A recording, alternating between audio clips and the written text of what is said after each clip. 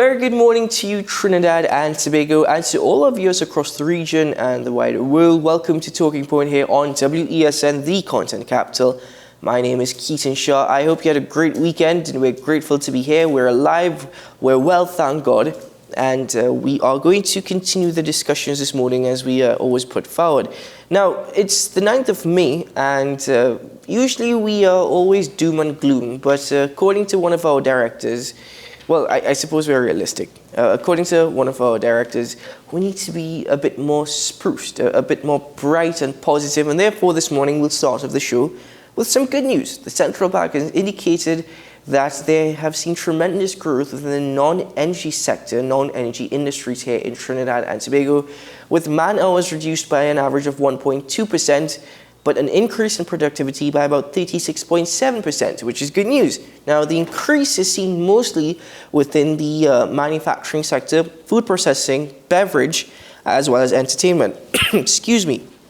Now, that is good news, and I hope it continues. Interestingly enough, though, it shows that with the decrease in manpower hours, we've seen an increase in production, which is the argument that is being made around the world right now as to whether or not people should go back to work within an office space, or if even it should be reduced to a 4-day work week and we have 3-day weekends. So all of this is probably adding to the argument, but generally when we look at the news coming from the reporting on the part of the central bank, it is good, and fingers crossed it remains that way. But let me not delay any further in introducing my co-host, colleague and good friend who is alongside me, and I'm wondering if he's going to share the good news this morning. It's Mr. Sean Michael Small. Good morning, Sean.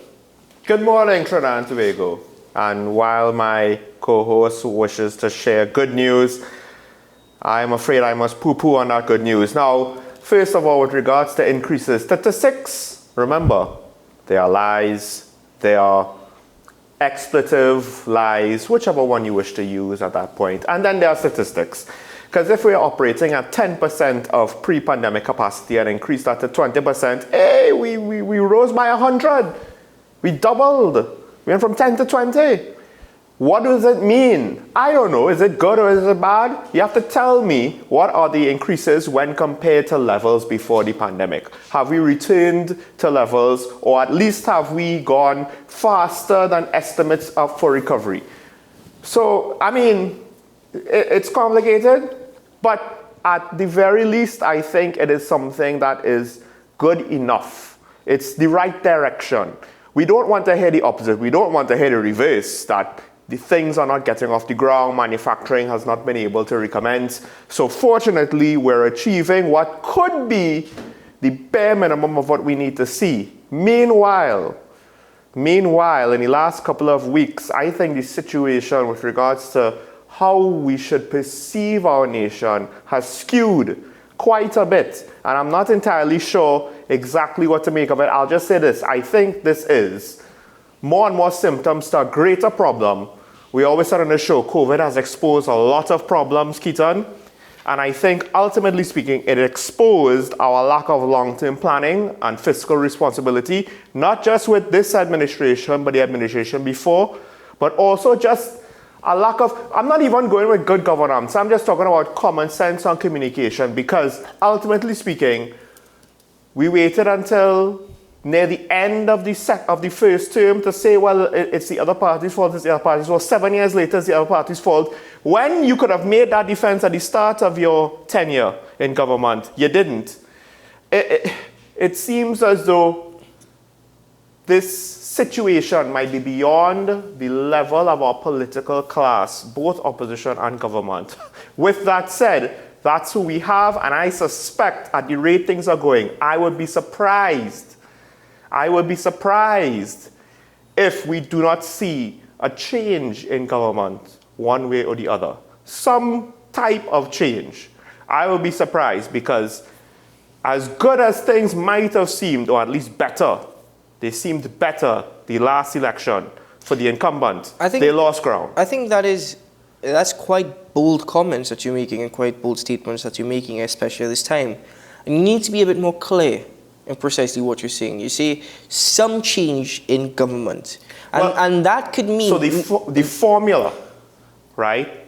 I suspect that we might have a third player, maybe one of the two new new entries into parliamentarian politics. I suspect whether they will actually be in parliament or just take votes away from the two primary parties, the main two parties, the incumbent parties, that will have one effect on the election, but I think also I would hope that what we're seeing will cause people to question things with regards to how government is being run. And to be fair to the government, one, the challenges we're facing these days are extraordinary, right? So we have to always keep that in mind when we're criticizing their performance. Now, and two, I don't necessarily expect that the opposition party would have handled the situation any better. and again, it's interesting how you added that last argument to the overall conversation. But again, let's be a bit more clear, because you said you hope it brings into the mindset of an individual that he questions the actions on the part of the government. I think not just on government, but politicians in general. And the last time we saw something like that really happening was what, 1990, when there was a coup. Now that wasn't necessarily an entire nation. That was one fraction of society that took part in that. But well, no, the last time would have been the snap election, I would say. But and even then, those election results were very much... No, there's a lot of theories we can argue with respect to the snap election in 2010, right? And let's not dive too much into that. But you're making interesting comments, and by no means am I saying it is unfair. I'm just saying that, is it the right time to make such an assumption or to push such a narrative? Well, I'm not necessarily pushing the narrative. What I am saying is, at the rate things are going, the opposition would have to really, really, really be bad. Because it's pushing the election towards their favor. It's not necessarily giving it to them, but it's pushing it to their favor. Because we're seeing situations that have no credible defense, but not just that, no defense at all that is even to be considered is being put forward for some of these situations. And at the end of the day, human beings as a collective tend to be simple by nature. If you look bad, they will think you're bad. Well, unfortunately, my colleague, I will tell you that you just gave the definition of the current parliamentary opposition as in really, really, really bad, right? You just gave the definition. I still actually follow a lot of what the opposition says. It is my duty. It is my role in my position that I play. And it's sometimes quite sickening and quite difficult to digest, let's put it that way. But that's the parliamentary opposition, where, as you mentioned, we're seeing two new entities that could be deemed as opposition parties. By all means, they are opposition parties. They're not necessarily for the government. They seem to be rebutting a lot of the statements the government are making, and at times as well, the current parliamentary opposition. So it's going to be interesting going forward, especially with, most particularly at this point, I'm examining more so the PDP and their role in Trinidad politics, not Tobago politics, in Trinidad politics. The irony is they represent a dynamic we haven't seen before. I very uncomfortably tried to describe it, but the long and short is, demographically, they will probably split more votes off of the PNM than the UNC, right? I want to just shift it a little bit, and I want to just quickly touch on a very controversial topic. Go ahead. Right? We are seeing issues associated with crime. Crime has exploded beyond... Not just crime. I know, but controversies around the crime, whether it includes ministers, or the family TTPS, members of ministers, or the police service itself. Right, okay, great. But overall, and even that in itself, if there's a controversy, most likely there's a crime taking place, whether or not it's white-collar crime or any other form of crime. But we've seen an explosion, so much so that the president of DOMA has actually come out and condemned the silence of all stakeholders that have a role to play in national security. Right. We haven't heard from our prime minister. We haven't heard from our minister of national security. They've remained silent. And as much as I disagree with what the acting commissioner of police, McDonald Jacobs, says many a times, you can't fault him for actually still communicating. When last did you hear from our leaders within government? I will give you that. At the very least, because he has made himself look very foolish the last couple of weeks, but at the very least, he's still willing to talk. Exactly. The thing is, when have you heard from the Prime Minister? When have you heard from the Minister of National Security? Then, and I suppose when entities exist only on paper, but actually they see a lack of leadership in reality, what's the point in hearing it? It's probably best that they keep their mouths closed anyway, because they're not going to make any sense when they come out and speak, or they're just going to say something that's so idiotic and stupid that it was better that they remain silent. So is it that because they have the title as leaders, we should be hearing from them? Which one do you want? You get to choose. It goes back again to Paria. He is appointed as head of the board. Why does the Minister of Energy have to run cover for him? Now, granted, we would like to hear from the Prime Minister as well. We're not a big country. It's not as though this is some regional, local thing and the Prime Minister has national consideration. We're a small country. So maybe you could argue that Stuart Young was running cover both for the head of Paria and the rest of the Paria board, as well as the Prime Minister. But yes, Minister Young should have been there. But at the end of the day, it was Paria's board to say about it first.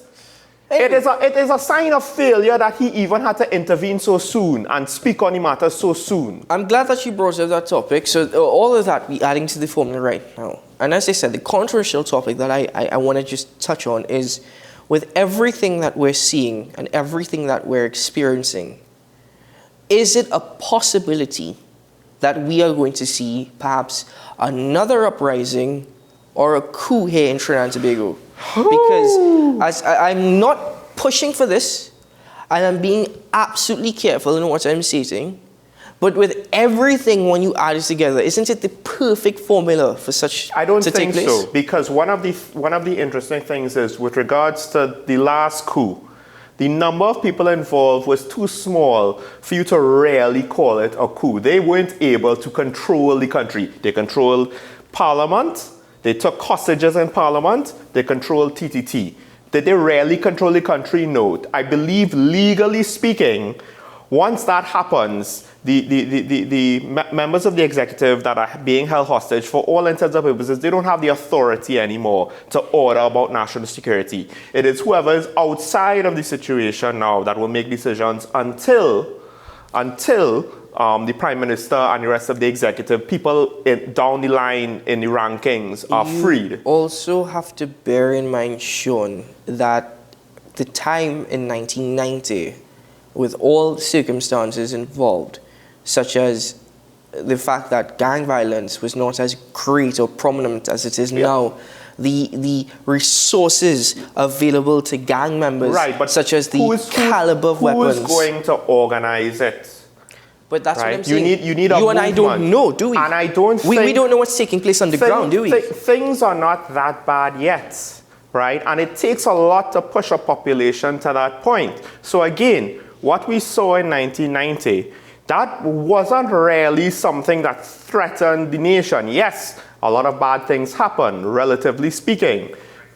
But it was not necessarily something that shaped the foundation of the nation, right? It did put fear in people. But right now, who is going to be that leader that we're going to be willing not just to follow into fighting, but also, you have to understand as well, when you have a coup, you're not just asking someone to risk their life to fight for whatever it is you believe in. You're also asking them to believe in the leader enough that they're willing to suspend certain morals and values, because you're taking up arms against the government. You're causing disruption to the peace.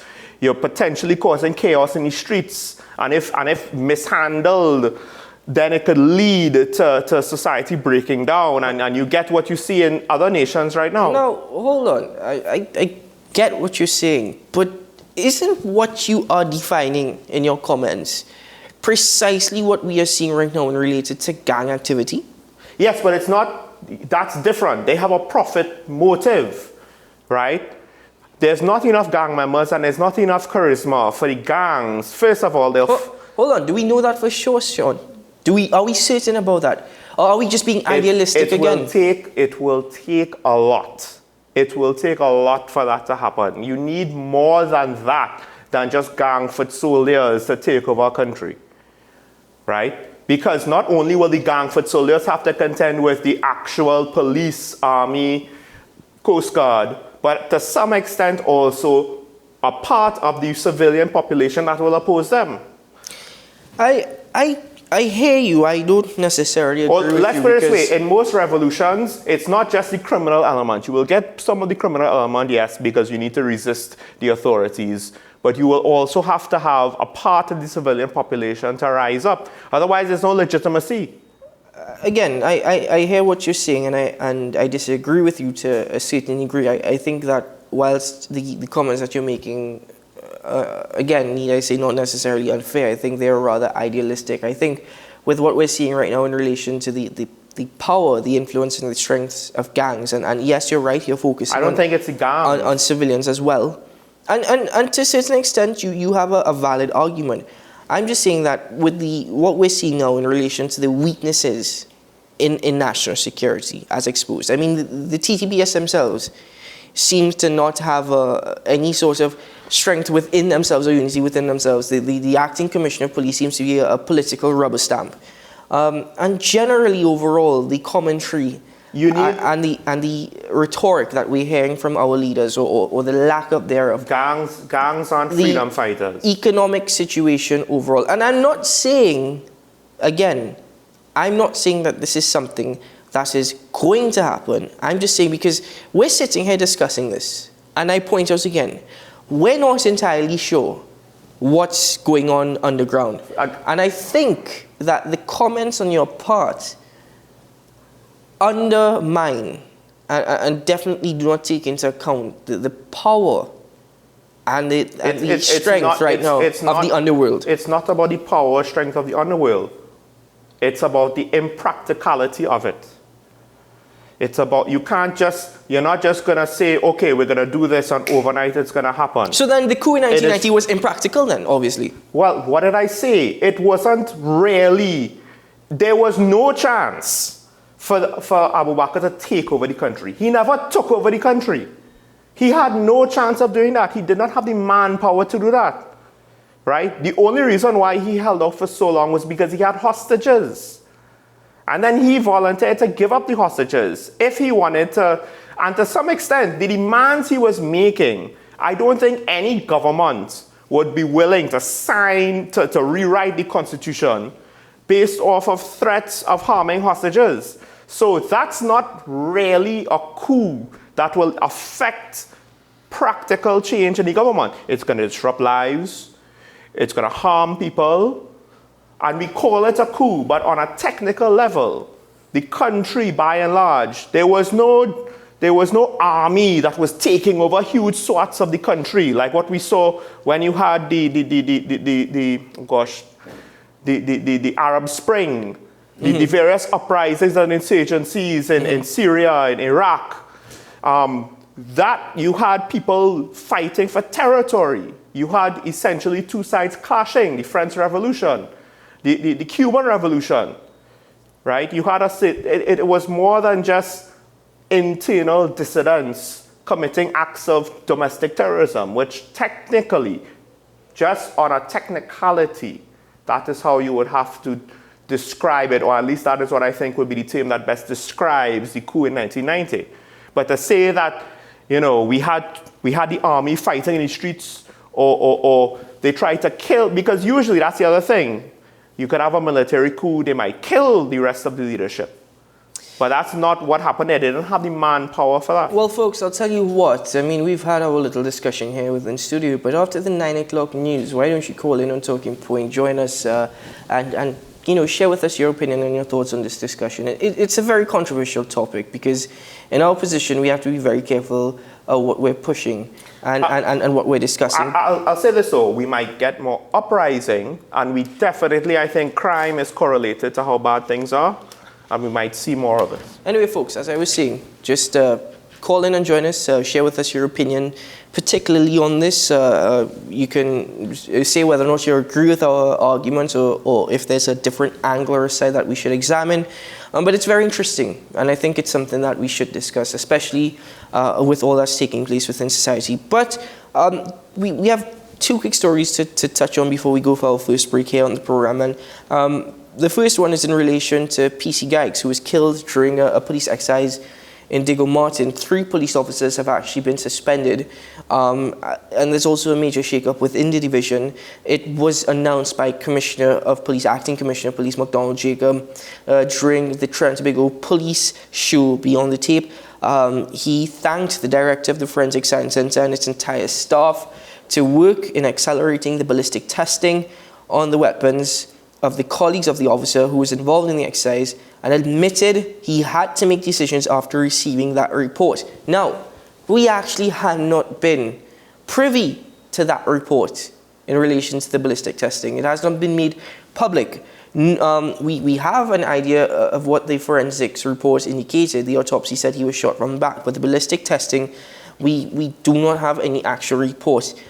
But the fact that he had to place 3 officers on leave, as well as appointed a senior superintendent of the Criminal Investigations Department to head the investigations, as well as several officers being transferred out of the Western Divisions, which does not necessarily solve the issue. It doesn't solve the problem. It just transfers it to another division. How is that practical? So, I assume they don't live in Mayaro and work in the Western Division. I don't understand why that was necessary, or what was that called for. How was that going to solve anything? But at the end of the day, I am wondering now if this means that the Commissioner of Police really had to put his foot in his mouth. Transfer out to the Western Division means that they were given desk work. They're not out on the field. Then say that you're transferred from the field to more of an administrative position. Exactly. Don't say you're transferred out of the division. All right? That is the codes on the part of the Commissioner of Police from the program. So that's one.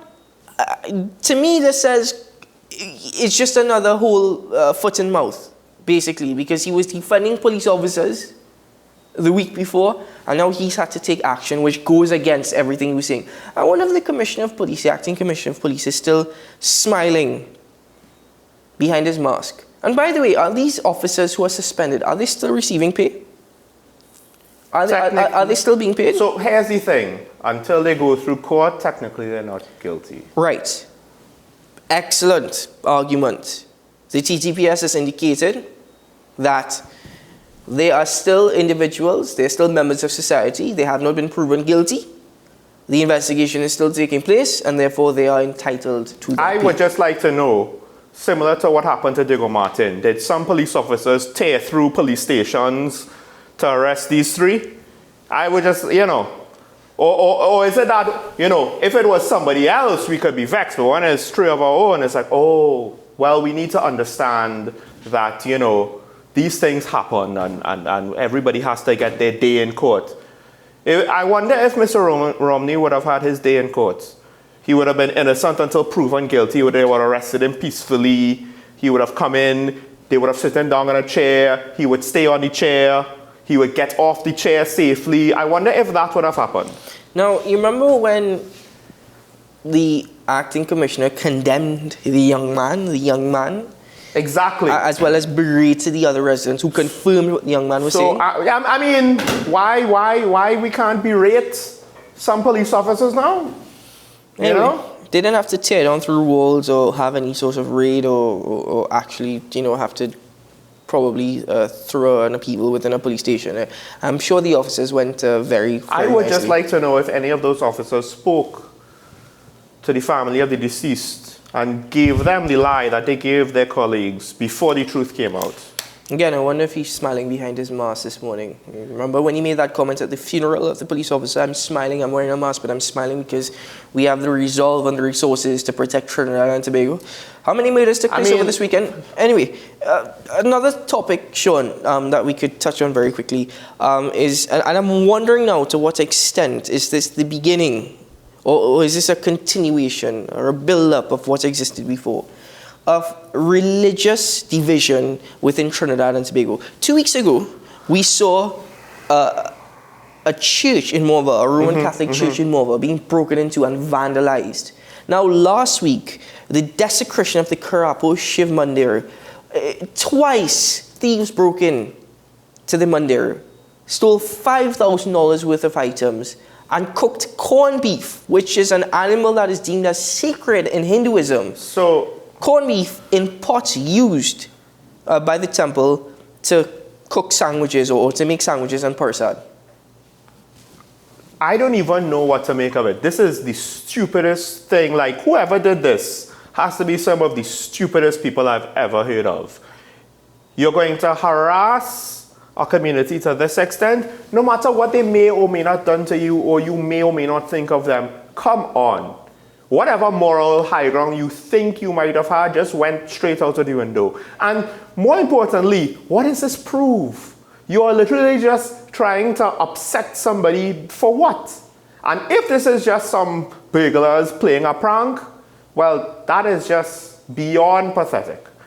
And the thing is, be careful what you call out on yourself, because this is probably putting what should have been just a burglary at the end of the day, giving it far more focus and attention than it otherwise would have. And if you were caught, you will probably get thrown with a bigger book than what you would have faced. I read some of the comments on social media in reaction to this. They're absolutely horrible and stupid. And this is why I'm saying I'm wondering if this is just a build-up or continuation of religious division. We're already divided by race and Trinidad and Tobago. We're going to go down the road of religion now. But I'll tell you how it gets worse. Part of it is that. Here's how it gets worse. I think part of it is that, unfortunately, because at the end of the day, Hinduism is seen as a religion that is followed by a certain ethnic group of the country. Orapuch right? East Member of Parliament, this is where it gets worse, Dr. Rudal Munilal. Oh, Lord. And I quote from a daily newspaper here in Trinidad and Tobago, and I quote on the part of the Orapuch East MP, Dr. Munilal. This is most evident in our national leadership, with the ruling PNM still not having a practicing Hindu in the elected House of Representatives. It's mockery of certain religious observances and blatant discrimination against certain communities, end quote. Sir, and you have just made this entire thing far more worse and created far more division than what already existed. I am willing to bet money. And of course, as I say it, it will never happen just because, right? I pointed out. But I would have been willing to bet money that if there was a Hindu in the PNM, Mr. Munilal would have taken offense to the fact that how dare a Hindu was in the PNM. You're not a real Hindu, you're a fake Hindu. But it's not only that. I very much expect that. That is how those things goes. That is how that line of argument goes. Though the People's National Movement will choose their candidates for an election, this has nothing to do with the PNM. I don't know why you're bringing this into play here.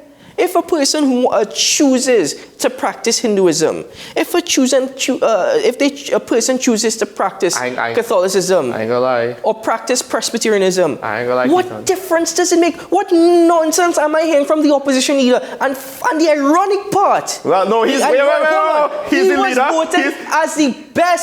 He was voted as the best performing member of parliament and the best member of the opposition. He's the leader.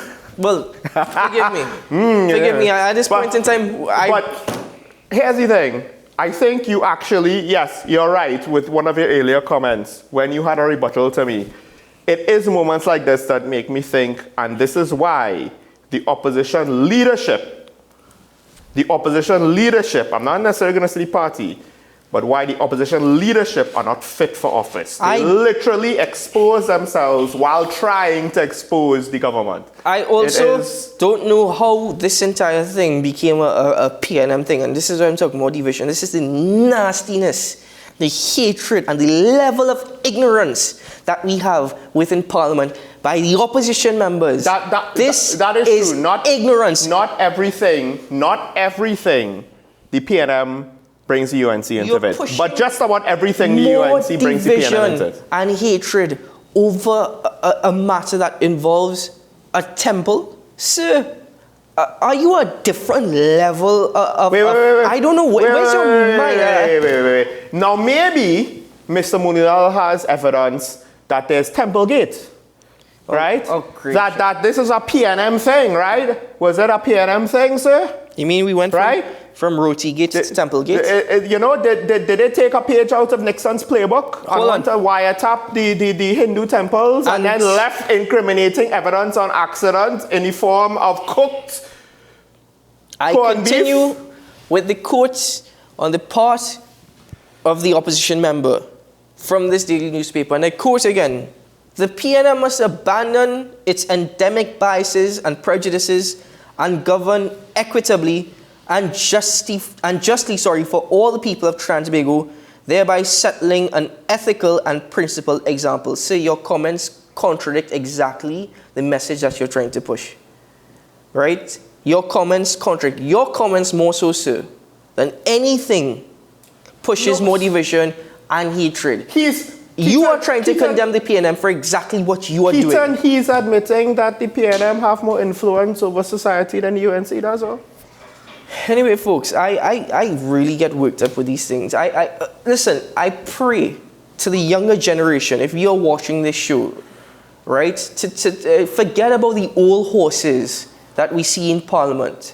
Those expired politicians who believe that they still have a role and an influence. To the younger generation, I beg and I pray of you, learn from the mistakes of those above us. Learn from the mistakes of those who are older than us. You can do better, and I only hope that you will do better. Do not learn from the messages on them and their part. Yeah. You are much smarter, you are much brighter, you have intelligence, and you can actually critically think and analyze. These people are a prime example of what you do not want to be and where you do not want to end up. I will say this though. This is the first time that I was beginning to consider the opposition leaders' call for certain ministers to be fired. Not necessarily all the names she lists, but at least one of them. I was like, okay, I could be on board with this. I think this might be necessary. However, at the end of the day, I think the opposition cares more about shock and awe and controversy than actually, the opposition leadership, right? The two people that we have been speaking about. More about causing a scene than actually being an opposition. But it is what it is. It is what it is. That was completely unnecessary. This is a prime example. If you really have nothing that is worthwhile saying, Mr. Mulial, just keep your mouth closed, please. Just stay quiet. I can't believe that you actually voted the best performing member of Parliament. And they named a school after you, a Hindu school after you. Who voted him? Who voted him as that? We're going back into that debate. Okay, let's not go there. Anyway, folks, this was from the NACTA poll. Anyway, folks, let's take a break here on the program. We are way past that, but at times we have to really dive into this and really tear into the idiocracy that is Trinidad and Tobago politics. Stay tuned to the program.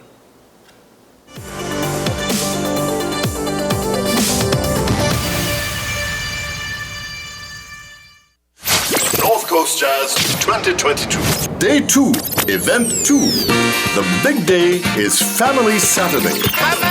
And the biggest stars are performing on festival grounds. Michelle Sylvester, Ruel Lynch, Patrick Gordon, Adam Hagley featuring Tony Paul, Leandra Head, Johan Chuckery, Sharon Phillips, Freetown Collective, powered by festival band Dean Williams and Company. Each master talent will perform a song from Lord Nelson's wide catalogue. Saturday, Family, May 28th. Together again. Festival grounds, Blanchisseurs. Family, a tribute to Lord Nelson. North Coast Jazz and Heritage Festival 2022. 3 days, 3 events, 3 experiences. Born here, played here. Get your tickets now at Crosby St. James, Extra Foods Arima, Sangre Grande, Grand Bazaar, Endeavour and Chaguanas, Digicel Trend City and C3 Malls, and Digicel Head Office, 11C Maraval, WESN 38 Gattaca Street, Woodbrook, Suntix.com, or call our ticket hotline at 628-5835 or 681-1516. Tune in to WESN Content Capital from May 5th to 13th as we bring you exclusive coverage of the TTCB's T20 Festival. 8 teams will face off at the Cricket Centre in Balmain, Couva. Follow us for the live action only on WESN Content Capital, your home for cricket. We dare you to dream, to see beyond the struggle, to envision the possibilities. To live life with unlimited vision. Ferrera Optical supports you with complete eyewear starting at only $795. Let's make those dreams a reality. So book your visit via 227-7000, WhatsApp message 278-2878, or at FerreraOptical.com today. We dare you to keep going. Ferrera Optical says, don't limit your vision. The issue, the continued rise in the price of flour and its impact on the cost of living in Trinidad and Tobago. How should we go about it? I want to ask you what has been revealed to you about the state of vulnerability in the country because of this exercise and because of what we're going through. Is the government losing the war on the vaccine front? The discussion should revolve around the common good for the greatest number of people in Trinidad and Tobago. How do we inculcate a sense of respect and regard for people who may not be of your own political ilk or persuasion? The communities are now being used by political opportunists. So when the tables are turned, it's the same way. Okay, this has been 10 questions. I'm Andy Johnson, and we'll see you next time. There's a taste in the air everywhere. Feel the vibe, cause it's something to share. Smooth, rich and creamy, you'll find it right here. Makes you smile, relax a while, it's fun and good cheer. Ooh, enjoy every scoop. Ooh, every taste will get you hooked. We have flavors that you love, a combination special. Come along, enjoy our treats. This is Uncle Pete's. Is it politics? What is it? Is it that nobody cares about sports? The kind of support that sport used to get in the past is no longer here. The thing is, taking a knee doesn't mean that that's the only thing you're doing now, Andy. Right. Taking a knee along with other stuff. Samantha, what are you looking forward to when you return home to Trinidad and Tobago after winning the title? Thank you very much for speaking it into existence. Is there no pressure on Nicholas Ball? It makes me more motivated to work hard and to go out there and rep the red, white and black. Why are we sending a team to the Winter Olympics? There are a number of Trinbagonians who are in the diaspora and have grown up in winter sport. It's an opportunity that the Trinidad and Tobago Olympic Committee will not close the door on. I also believe in the players that we have. Once you can motivate the players, you can get the best out of them.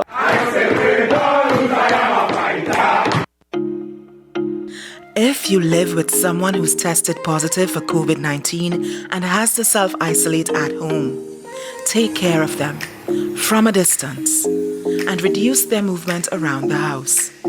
Give them space, a designated space, and open those windows. If you have to be in contact, mask up, both of you. If you work, stay home from work and don't go out, not even to the grocery or pharmacy. And remember, no visitors allowed. Limit the contact to limit the spread.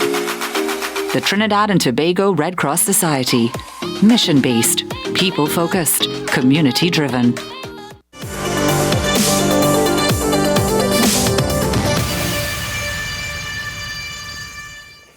Ladies and gentlemen, welcome back to Talking Point here on WESN. That break was needed. We needed to clear our heads for a little bit because we have to speak more on other issues here.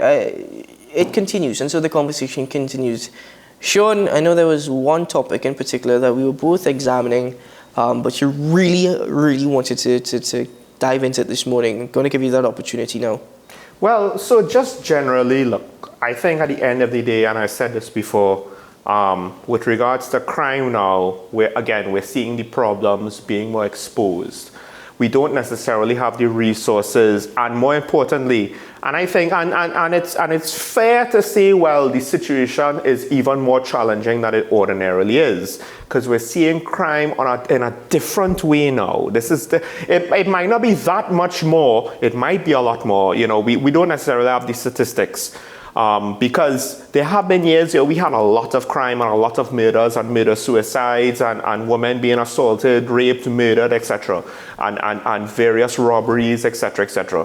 But there are a lot of weird crimes coming out. It's coming out all at once. There are a lot of people under strain. They seem to be looking to do criminal activity we don't have the resources to do quick fixes anymore, to just throw at the problem. And now it begs the question, how are we managing things? Because with regards to, we have, yes, 3 officers suspended because it appears as though they lied to everybody. They unfortunately made their acting commissioner look like a sucker, but they lied to him. And I understand him wanting to defend them. We also have the firearms users license. And that's limited to just 2 officers. Well, 2 officers, Keaton. Thus far. Thus far. Thus far. But then also there's the case of, and again, we have Mr. Senator Cummings or MP Cummings. No, he was a Member senator. of Parliament and Minister MP Foster Cummings. Minister Cummings, Minister Hines. Well, Minister Cummings was in a report allegedly, which was a calculated attack on his character. Except notice, it's not what they say, it's what they don't say. They're not necessarily coming out and denying the report, unless I am missing something, right? We're not really hearing hard, firm denials, are we? Sorry to cut you. It's just, I'm just wondering now if one of the reasons that Clarence Rambert resigned. You remember he was talking about being a state witness into 50 cases that related to land fraud insurance. I wonder if one of those cases involved the Member of Parliament. Yes, I've seen that question come up, and it would make more sense, right? But again, here's the problem. There's so much things going on, we don't know for sure. We've also heard that he might be involved. We don't know for sure, right? So now is where we have to be real careful, because the story could go in multitudes of different directions. But we also have the case with regards to COVID regulations. We have the situation where, again, the Police Service Commission blows up because of controversy. The original stated reason that we know is probably not true, but it's the one that we were given first by the Prime Minister, is with regards to how then Commissioner Gary Griffith was dealing with responding to breaches in the public health regulations.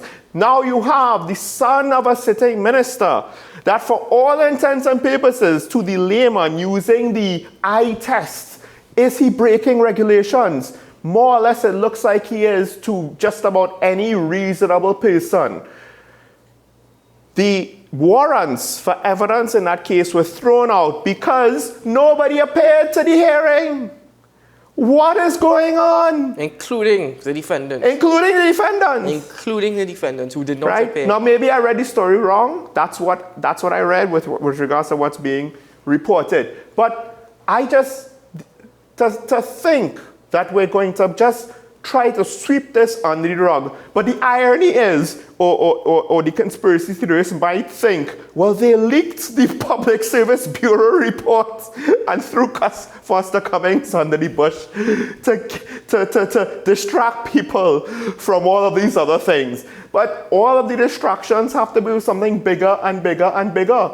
And there's a trail of news stories, one after the next, that steals our attention, but they're all controversies in their own rights. I just examining this thing with Adrian Schoon, and it's saying that both parties failed to attend the proceedings.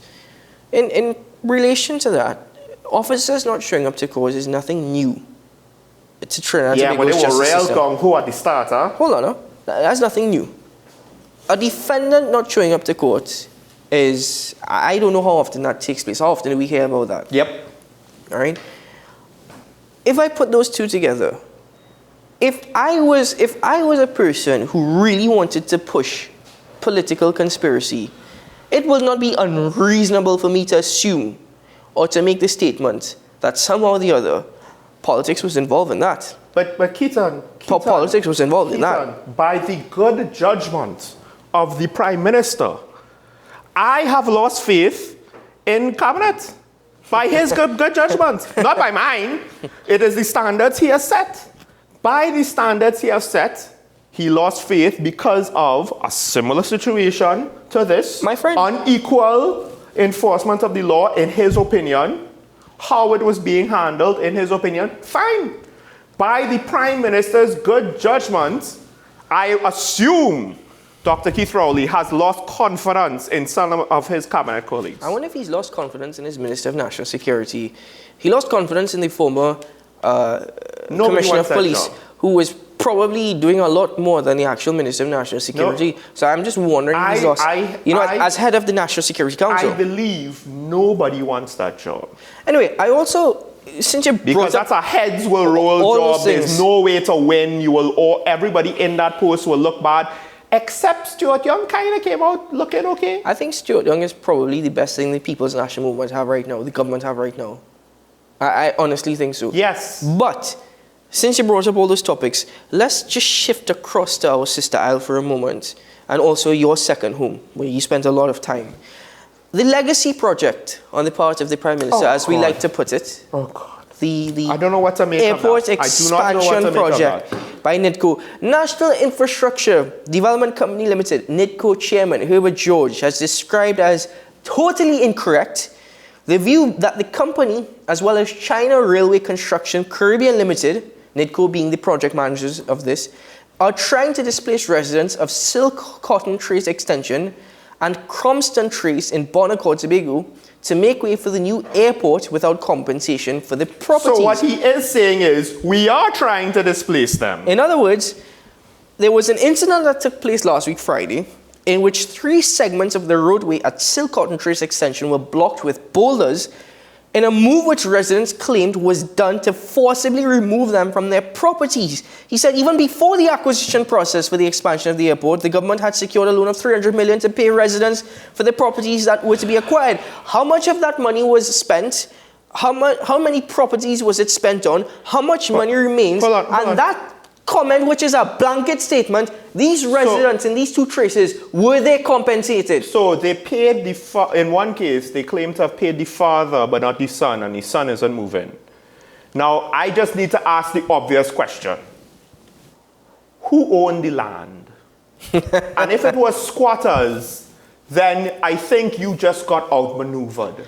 Because you can't pay one squatter and he takes all the money and expect the deal will hold. I don't know how well that will work. If it was squatters, I think squatters have right after 16 years to argue that the land is theirs. No. Right? And I'm wondering how long those if they were squatters. No, that's if they were squatters. Right? That was if. But hold on. George claimed most of the residents whose properties were to be acquired have already been compensated. Most. Sir, your comments are blanket statements. It doesn't address the fact that, folks, if you see these photos, I wish we had the photos. Hold on, we can put it on screen. If you see the photos, it is blatant that the roads were blocked. Again, he's not saying that they weren't trying to displace residents. He's just saying that they weren't trying to displace residents without compensation, of which his claims aren't really necessarily concrete enough to make me satisfied. More importantly, if they had people living in a house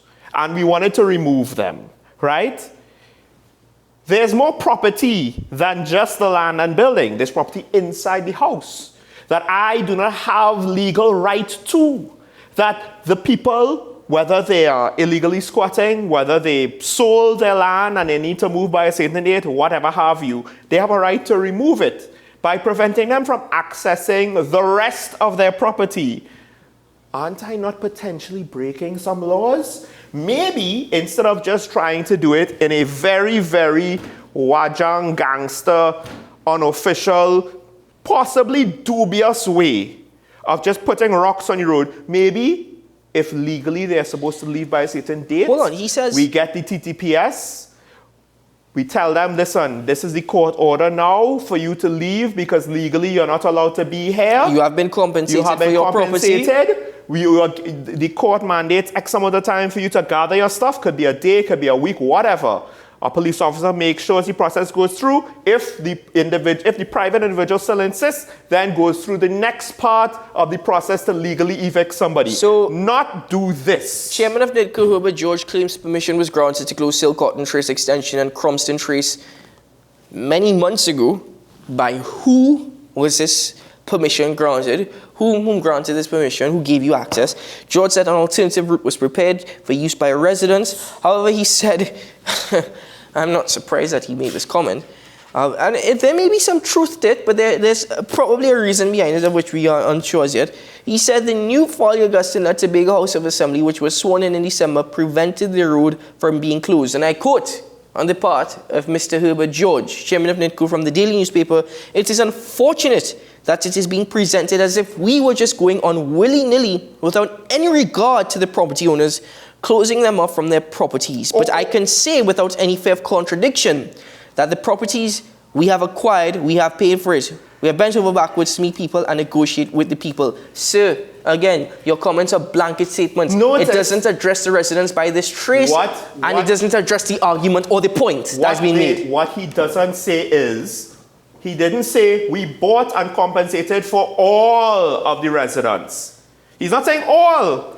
He's leaving room to say it's not all, it's most. But sir, I mean, you're chairman of a major state. I'm sure you know that we're not that stupid. And from your comments, it does not address Silcott and Trace or Crumpston Trace extension. More importantly, so you got permission from the previous administration. Guess what? They lost the election.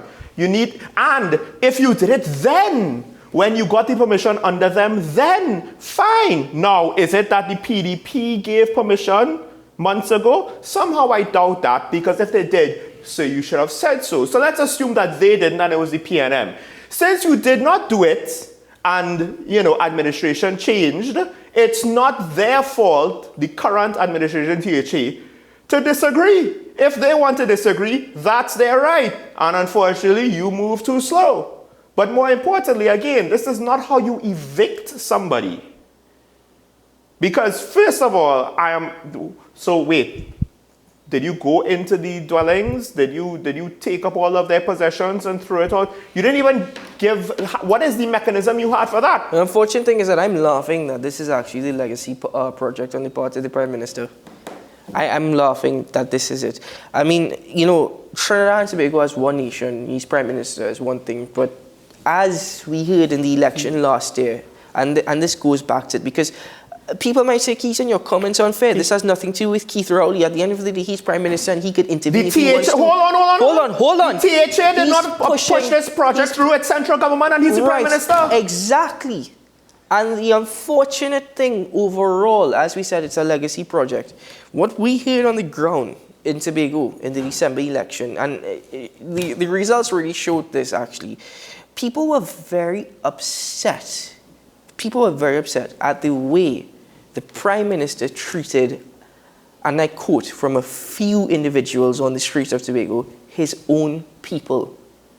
They were very discontented. They were upset, and they were absolutely appalled and shocked as to how he's treated his own people.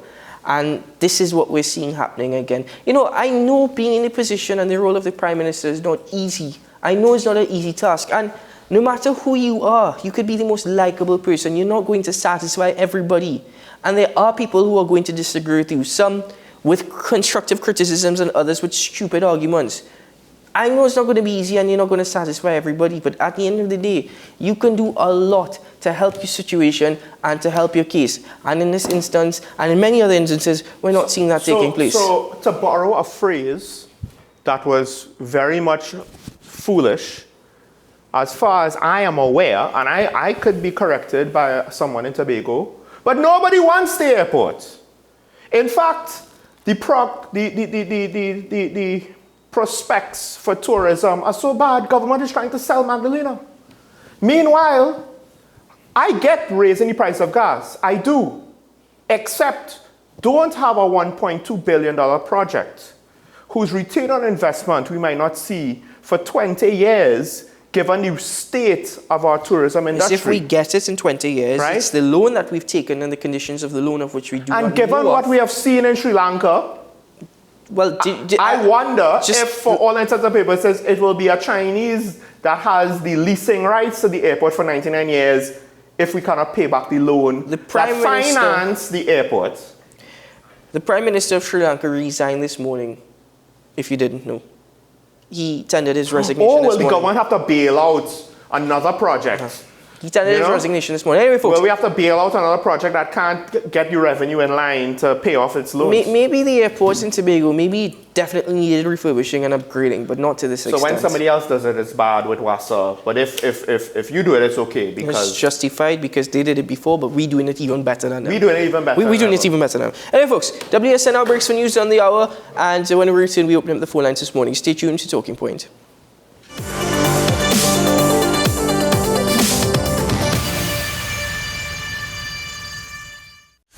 North Coast Jazz 2022. After Family Saturday, the sky ignites with Blue Sunday, where Juve meets Pan meets Soca. Juve meets Pan meets Soca. A Juve experience featuring Hadco's Phase 2 Pan Groove, Mixmaster DJs, and powerful soca. Witness the expression of a newfound freedom with paint and vibes. Dance along to the music of our national instrument. Blue Sunday. Blue Sunday. A colorful experience. A tradition you won't want to miss. Looking for somebody to jam with me and have some fun. Juve. Sunday, May 29th, Festival Grounds, Blanchisseuse. North Coast Jazz and Heritage Festival 2022. 3 days, 3 events, 3 experiences. Born here, played here. Tickets available at Crosby St. James, Extra Foods Arima, Grand Bazaar, Endeavour and Chaguanas, Extra Foods Sagre Grande, Digicel, Trin City and Gulf City Malls, WESN, 38 Gattaca Street, Woodbrook, Suntix.com, or call our ticket hotline at 628-5835 or 681-1516.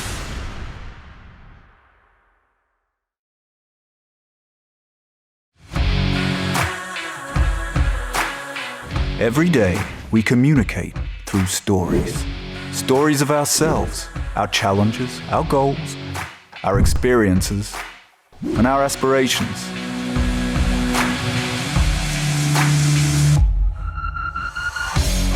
Storytelling is an art that we have mastered. WESN Film Studios comprises a collaborative team of experts with extensive industry experience locally, regionally, and internationally.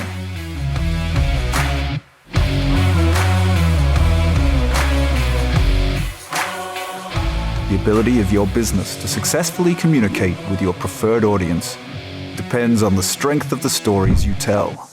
Your vision should be communicated in a high-quality, professional, and creative way.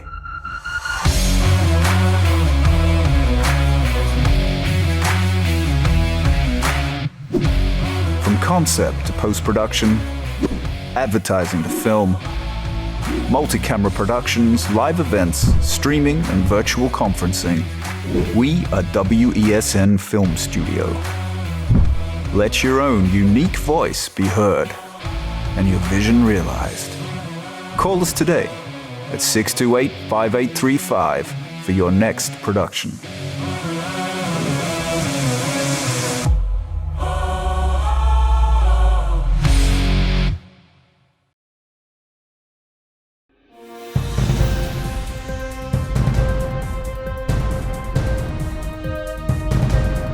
Seven is out. All day is in. WESN News on the hour. Is it politics? What is it? Is it that nobody cares about sports? The kind of support that sport used to get in the past is no longer here. The thing is, taking a knee doesn't mean that that's the only thing you're doing now, Andre. Right. Taking a knee along with other stuff. Samantha, what are you looking forward to when you return home to Trinidad and Tobago after winning the title? Thank you very much for speaking it into existence. Is there no pressure on Nicholas Paul? It makes me more motivated to work hard and to go out there and rep the red, white and black. Why are we sending a team to the Winter Olympics? There are a number of Trinbagonians who are in the diaspora and have grown up in winter sport. It's an opportunity that the Trinidad and Tobago Olympic Committee will not close the door on. I also believe in the players that we have. Once you can motivate the players, you can get the best out of them.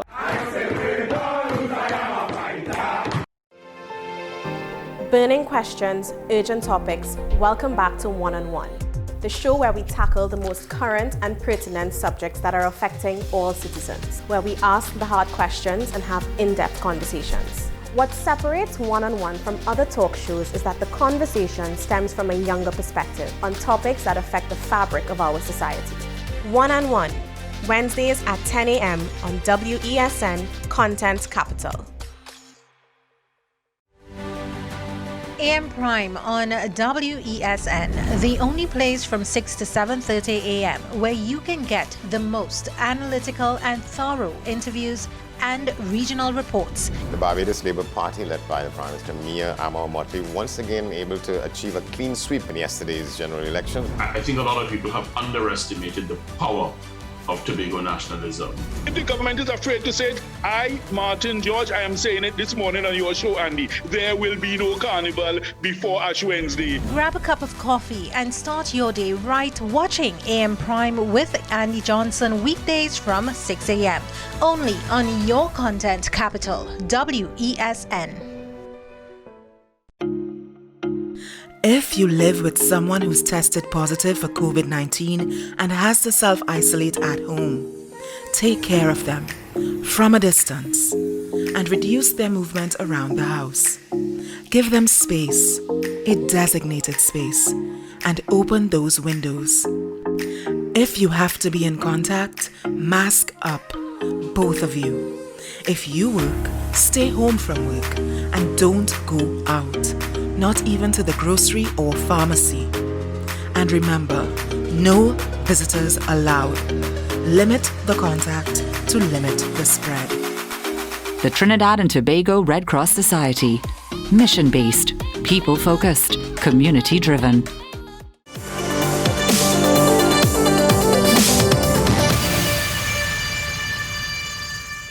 Welcome back to Talking Point here on WESN. Folks, I was just talking to my co-host and colleague, and it's quite ironic. We were speaking about distractions and the situation as it relates to the Karapo Shiv Mandir and the desecration of that.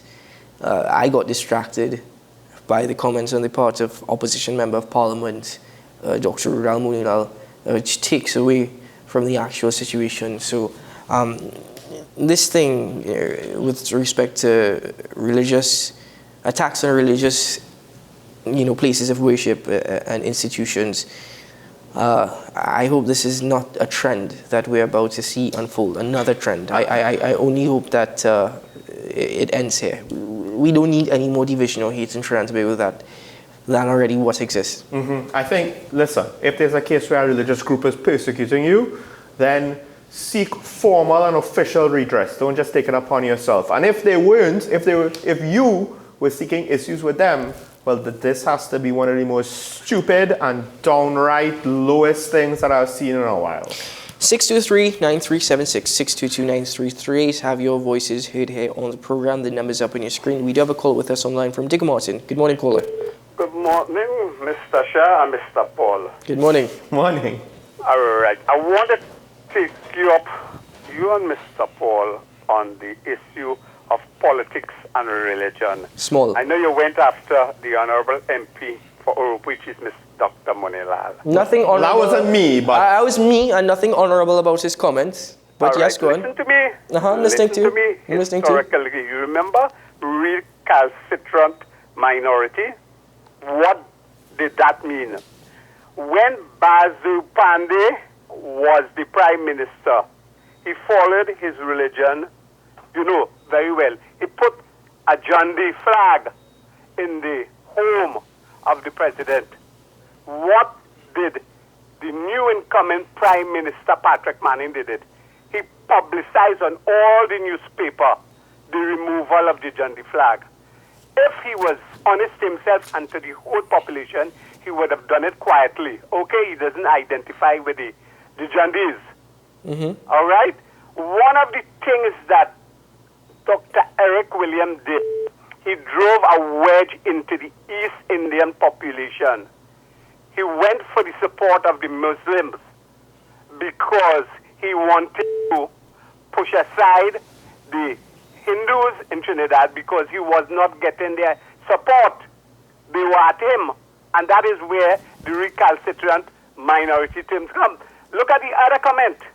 Cowsheds in education. Remember that one? Yes. Look where it is today. So you cannot come 25, 50, 60 years after. It was there. It was embedded in the political DNA of Trinidad and Tobago to divide and rule. I'll go on that. I want to come to another point.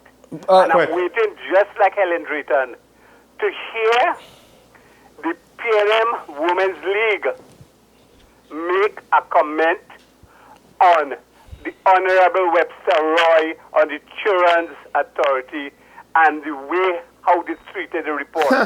She had a newspaper report and she went after the Women's League for coming after Karen in such a swift manner. And she was hoping that likewise the PNM Women's League would have gone after one of their own who fell on the job. All right, have a nice all right, caller, thank you very much. I want to just make a comment on your first point. Well, two wrongs don't make a right.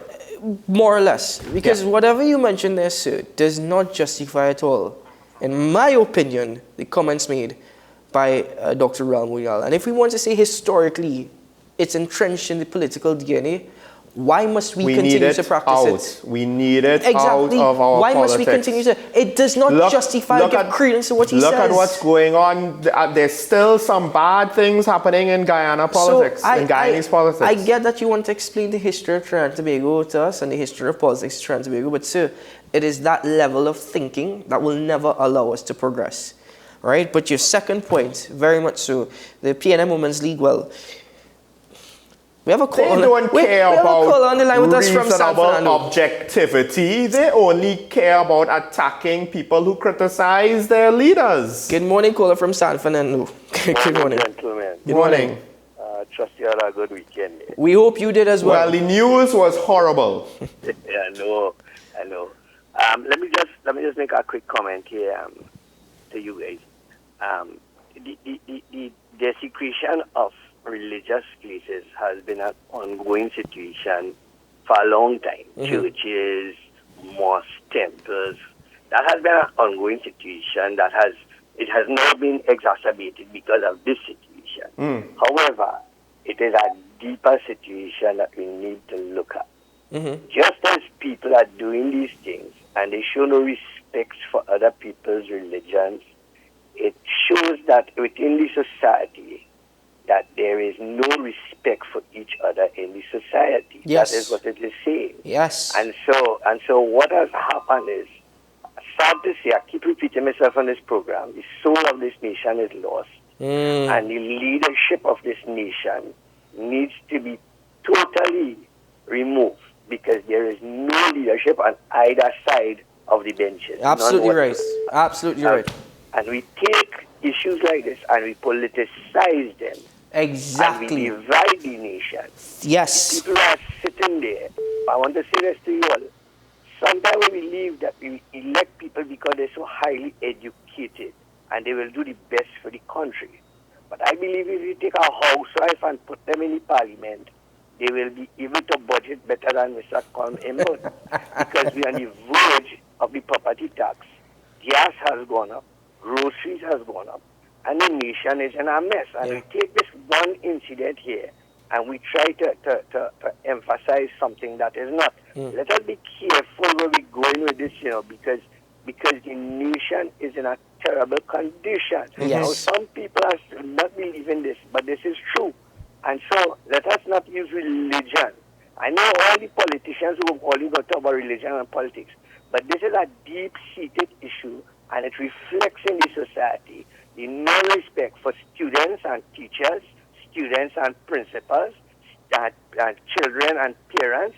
And this is a situation that is deep-rooted, and we need to deal with it now and ventilate it. And this children's authority thing is a joke. That is a real joke, An unfortunate one that is, This is not something happening now. This is going on for a long time. Yeah. And the children's authority went to invest $126 million in a committee where they should be looking at the victims of this thing and dealing with it. God bless you, gentlemen. Have a good day, caller. Thank you very much. Boy, that caller really preached exactly a lot of what I hope a lot of citizens think in relation to the religious divide. So instead of debating the issues, it turns it back into race. Yeah. and it divides the races. Yeah. And it causes an election about race. And it might cause violence about race. In my opinion, the comments made by the opposition member of parliament pushed more division and hatred than actually focusing on the issue of what took place at the Shiv Mandir. But not just that, you're diverting attention away from the important And that's what happened this morning. I focused so much on that. We diverted the attention. And that's to tell you, boy, I should have known better than to take on such foolish comments. But I have to let y'all know exactly what our members of parliament are thinking and what they're pushing and what they're preaching. They are pushing more division and hatred than anything else. Caller on the line with us from Pitty Valley. Good morning, caller. Morning. Good morning. Gentlemen, go to the head of the class and take a bow. Your topic this morning is quite timely, and I had to appreciate the fact that the commentary made by both is not one that people would want to call bittersweet, but it's a reality that we need to figure out.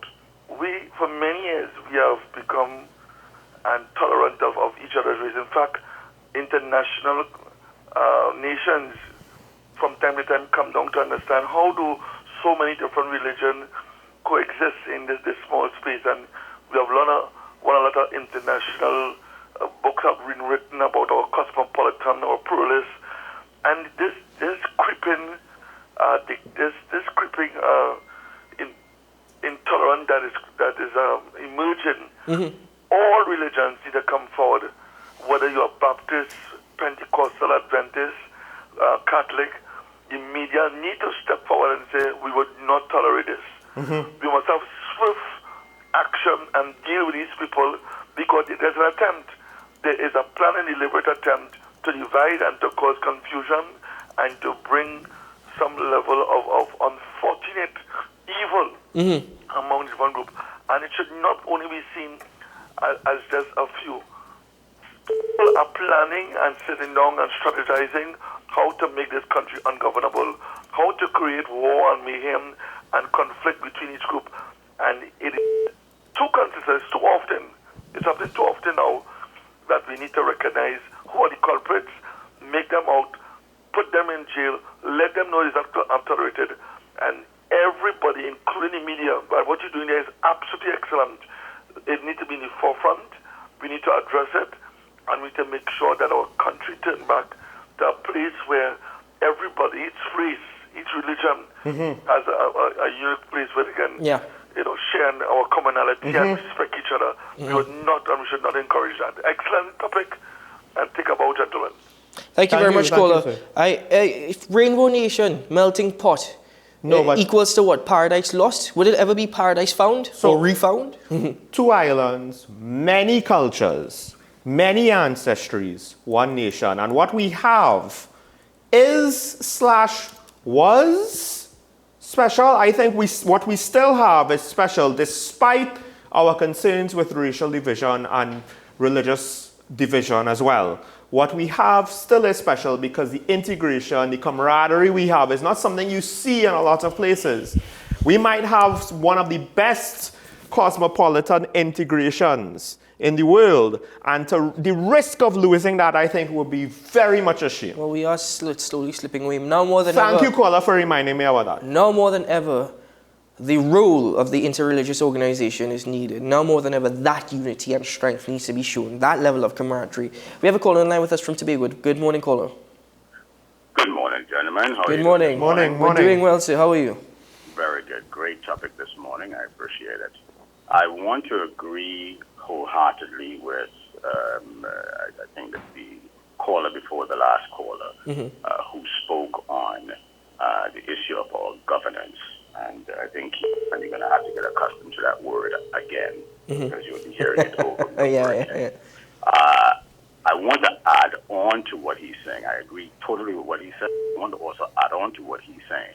He said about removing the government. The government needs to be removed.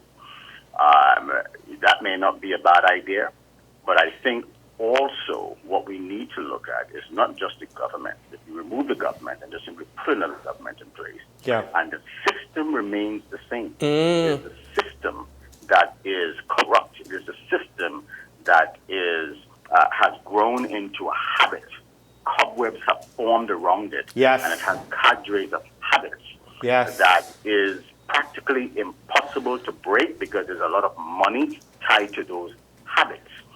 This system of governance has been in place for 60 years.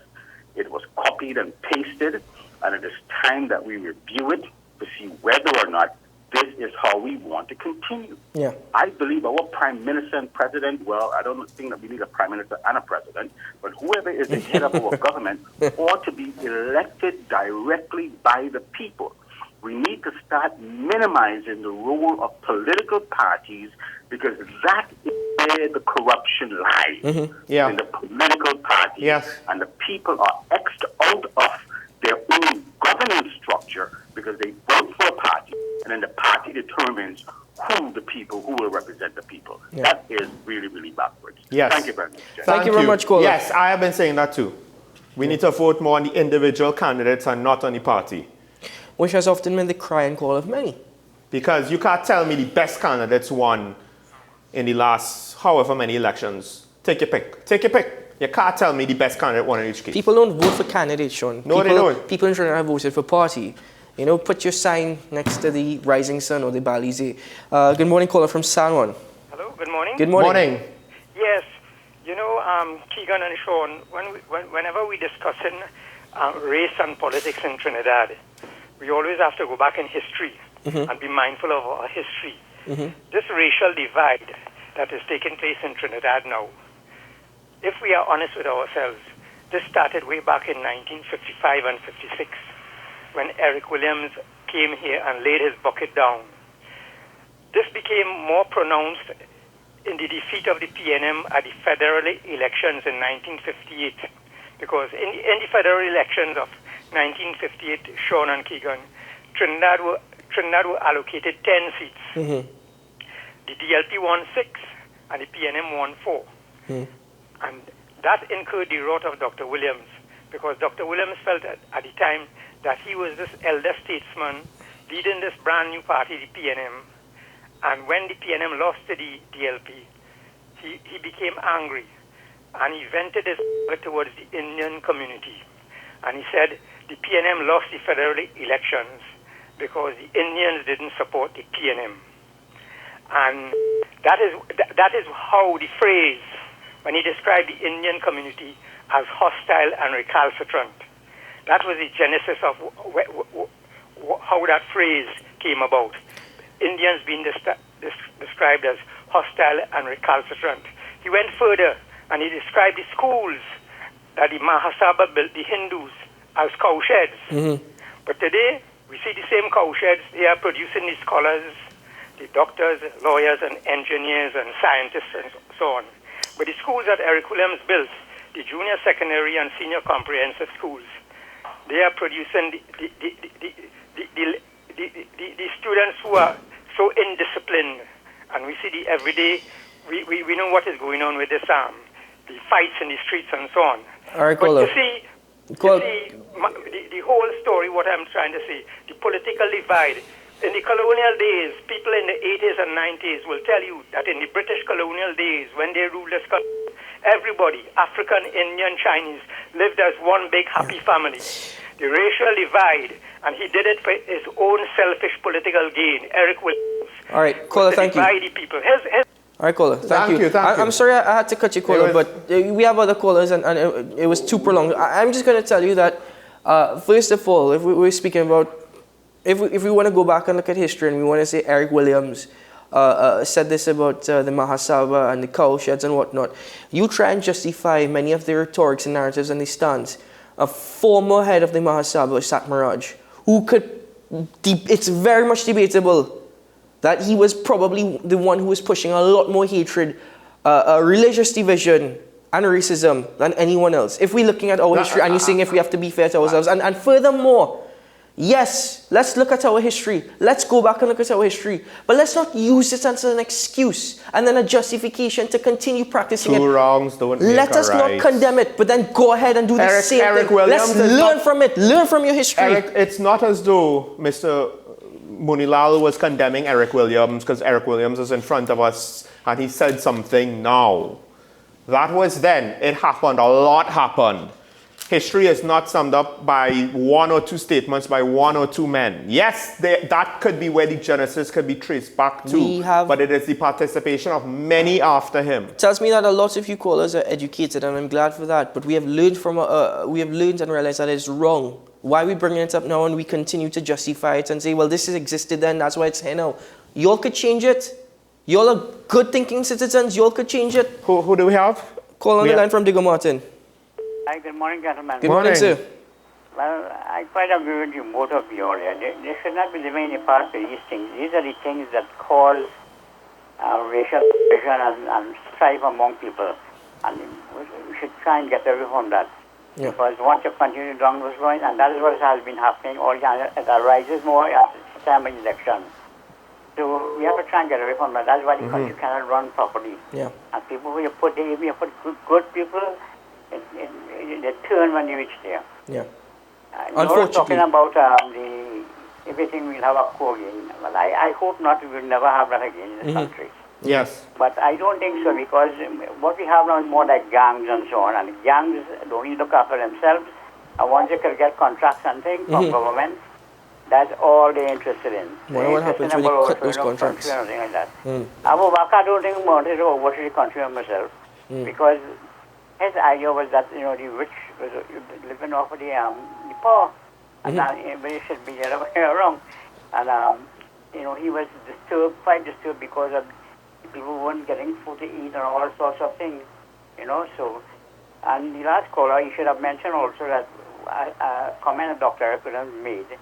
If he's back, so what the last thing he said before he died some years ago.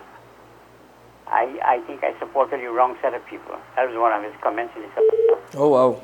All right, caller. Okay. Thank you very much. Thank you, caller. Thank you very much, caller. Listen, there was a lot of phone calls this morning. This is usually the time that we cut off the phone calls. I'm going to break the rules this morning. We have time for one more caller very quickly. Caller, I'm going to give you a minute to make your point. That's if we get the call now. All right? We have one more caller on the line. Last call for this morning. Good morning, caller from, Mr. Fisherman, you're with us. Hello. Morning to you. Morning. John and Keaton. I just want to take all back a little bit on crime. Remember P.C. Bernadette James? I don't remember a couple of years ago, Television Richardson. That sounds familiar. And when they had killed Television, Bernadette's mother said half of his prayers had answered. So, I couldn't remember everything. No, Mr. Fisherman, I can't hear you too clearly for some reason. But go on, make your point. Yeah, P.C. Bernadette James, who got killed in Television time. Right. And then Television come and get killed by his place, and the Bernadette James' mother said that half of the prayers had answered. Right, because yes. That the corruption is had in the fort. Yes, I remember, That is to show you the backup with the last policeman who get killed there, who was trying to cover. Yeah. It's just a cover up, so nothing comes up or anything. Yeah, no, it is a cover-up as far as I'm concerned. At least the comments we heard from the acting commissioner, and then what we're hearing now, it points to that. I just want to mention one thing. If you let's continue, all I know that we, a Hindu, a Christian, and Muslim, just sit down and listen to each other prayers and go for enjoy each other company. And there's certain people trying to divide that, and I don't think, what I mean? Yeah. Okay, Thank you, Mr. Fisherman. Thank you, Mr. Fisherman. What you said there, that's why we have to disagree with things. It's not about keeping score. You said something racist, so we can say something. No, it all has to go. It all has to go, because the problem is when you give any group any sort of special focus or whatever, it all depends on, there's a right way to be proud of your culture, and there's a bad way. Or there's a bad way to defend your culture. There's a right way to defend it. And if we use the logic of the Honourable Member of Parliament for Arabuj East, MP Dr. Ruel Moila, where the PNM doesn't have a Hindu in the House of Representatives. And then that person wouldn't be a true Hindu. Does the United National Congress have a Shouter Baptist by any chance as part of their elected House of Representatives? Well, I mean... But that's a logic we're using, that's a mindset. So there's a joke I can make, but I don't want to say it because it's... Anyway, folks, listen, I hope we don't continue this. I'm appreciative of all the callers this morning, not only for giving us a history and educating us, but also showing us that we need to learn from our past and not continue to hold on to grievances of the past, because in that way we're not going to progress and move forward. Let's learn from it, ladies and gentlemen. don't condemn it, but then practice it, because then we're all at fault and we're all wrong. Sean Michael Small, thank you very much. Very good conversation this morning. Yeah, and I think ultimately what we get a lot is our politicians more or less with the old pot calling kettle black. But what we need to understand is right now most of our kitchenware is rusty. And we don't need to worry about these little stupidness about pot calling. Most of it is rusty and needs to be replaced, as one of our callers said. And also, I think this is going to be something that's going to stick with me. We have a conspiracy of laziness against the people. Be careful for the habits of corruption. One day you're going to have to explain that in detail for us. Habits of corruption. Ladies and gentlemen, this has been Talking Point. This has been WSN, the content capital. I'm Keaton Shaw, and that was Mr. Sean Michael Small. We thank you very much once more. We wish you a great day and a great week ahead, and hopefully, fingers crossed, we will see you again tomorrow morning. Bye-bye.